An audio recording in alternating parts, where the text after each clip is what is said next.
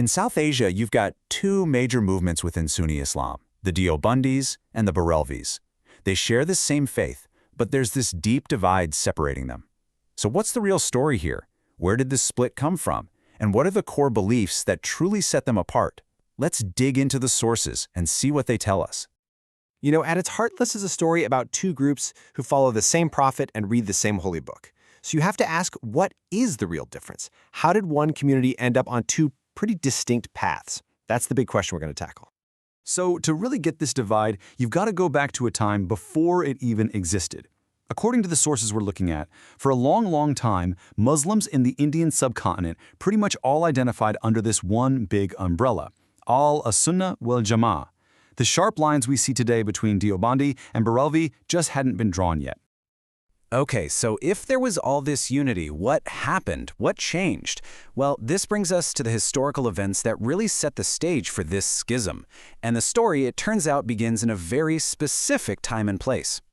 This timeline really shows how quickly things escalated. The sources suggest that under British rule, that period of Muslim unity started to fray.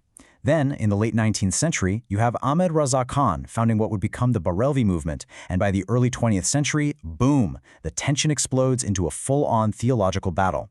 A book comes out with these heavy charges of disbelief, and that sparks a direct written response from Deobandi scholars. And just like that, the two opposing sides were solidified. And this is where the fight really took shape. It wasn't a battle with swords, but with ink and paper, a battle of books. On one side, you had Hissam al-Haramain.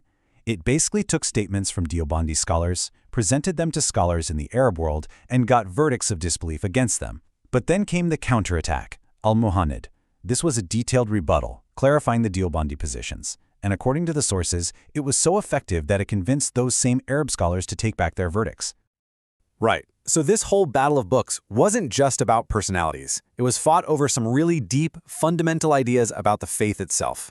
The sources point to four core theological differences that are pretty much the bedrock of this whole divide. Let's break them down one by one. First up, we've got this concept, ilm al-ghaib. It literally means knowledge of the unseen. We're talking about things beyond what humans can normally perceive, the future, the heavens, divine secrets. And the big question here is, who has access to this knowledge? And here is where you see a massive split. The Barelvi position, as these texts describe it, is that the Prophet Muhammad was given complete knowledge of everything, seen and unseen. But the Deobandi counterargument is that this kind of knowledge is an attribute that belongs only to God. For them, saying anyone else has it is shirk, the absolute gravest sin of associating partners with God. This brings us right to the second major issue. What was the actual nature of the prophet? Was he Nur, a being made from divine light? Or was he Bashar, a human being, a man? And again, two totally different takes. The sources say the Barelvi belief is that the prophet was fundamentally light, just appearing in a human body. The Deobandi view, on the other hand, really emphasizes his humanity. They point to the Quran, saying it's packed with verses that confirm that all prophets, including Muhammad, were human beings chosen by God. All right, our third foundational difference is all about this concept, hadir wa nadir. It translates to present and observing.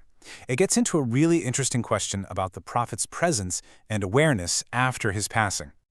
According to the texts, the Barelvi position is that the prophet is spiritually present and watching over everything everywhere all at once. But the Deobandi school says, hold on a second. They argue that this ability to be everywhere and see everything is a quality that is unique to Allah and Allah alone. And that brings us to our fourth and final big point of disagreement that our sources highlight. It's called Mukhtar al-Kull, which means the possessor of absolute authority. And this one is all about power. Who has the ultimate power to control the universe? So, the Barelvi belief, based on these sources, is that God gave the prophet full authority to act in the world as he sees fit. The Deobandi response? Nope. That absolute world-altering power belongs to God and only God. So, and this is really important, these four theological points aren't just, abstract debates for scholars. They have very real consequences. They actually shape how people practice their faith, how they worship day in and day out. Okay, so this is where the rubber really meets the road. This slide lists some of the practices that grow out of those core beliefs.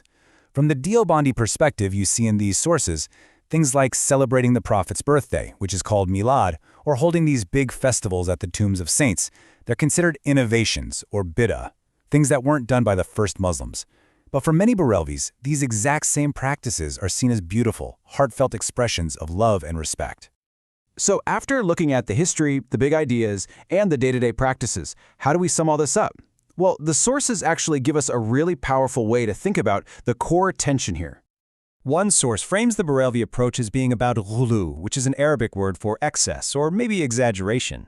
The idea here is that their incredible love for the Prophet and the saints leads them to practices that critics feel go beyond the established limits of the faith. And on the flip side, you have the Deobandi approach, which is characterized as i'tidal, think moderation, balance.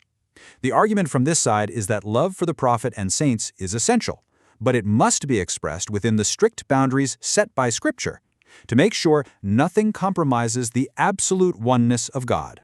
So when you boil it all down, what these sources are really telling us is that this conflict isn't about whether to love the Prophet. Both sides are absolutely united on that. The real disagreement is about how. How do you define that love? How do you express it? And what are its theological boundaries? It's a debate over the very meaning of reverence itself. And this just leaves us with a final, big question to chew on. We've seen the deep theological arguments, right? But we've also seen how this whole split grew out of a very specific historical moment. So it makes you wonder, how much of our faith is shaped by pure theology, and how much is shaped by the history and the politics of the time it grew up in? Something to think about.